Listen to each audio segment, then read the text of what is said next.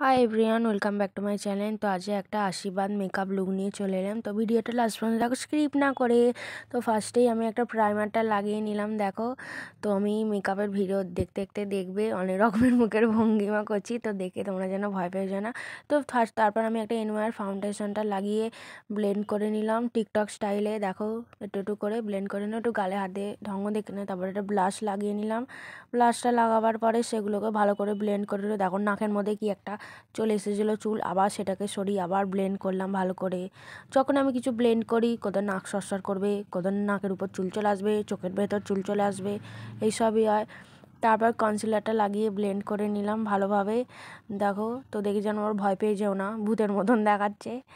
তারপরে আমি একটা এইচডি লুজ পাউডার দিয়ে সেগুলোকে ভালোভাবে সেট করে নিলাম। লুজ পাউডারে লাগাতে গিয়ে দেখো, মানে চুলের উপর লেগে গেল, মানে কিছু না কিছু তো গন্ডগোল হবেই কোথায় না কোথায়। তারপর আমি আইশ্যাডো লাগিয়েছি, এটা ডার্ক কালারের আইশ্যাডো লাগিয়েছি। তারপর উপর একটা গোল্ডেন কালারের সিমিনা দিয়েছি। তারপরে সবুজ কালারের কাজল লাগিয়েছিলাম। একটা ফ্ল্যাট ব্রাশ নিয়ে সেটাকে ভালোভাবে ঘষে দেবে। দেখো, তারপর চোখের কোণগুলোতে একটু টান দিয়ে দিলাম। তারপরে মাস্কারাটা লাগিয়ে নিলাম ভালোভাবে। দেখো, চোখের পাতাগুলো আরও সোজা সোজা বড় বড় করার জন্য, এমনিতেই ভগবান আমাকে বড় বড় পাতা দিয়েছে।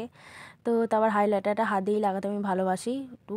যখন সময়ের সাথে দেখবে কোথায় এই খুঁজে পাবে না, ওই খুঁজে পাবে না, তারপর তারপর বাদ বাকি সব কিছু থাকবে। তারপর লিপস্টিকটা লাগিয়ে নিলাম। This is my final look. তো ভিডিওটা ভালো লাগলে একটা লাইক করে দিও। নেক্সট ভিডিও টাটা সবাইকে।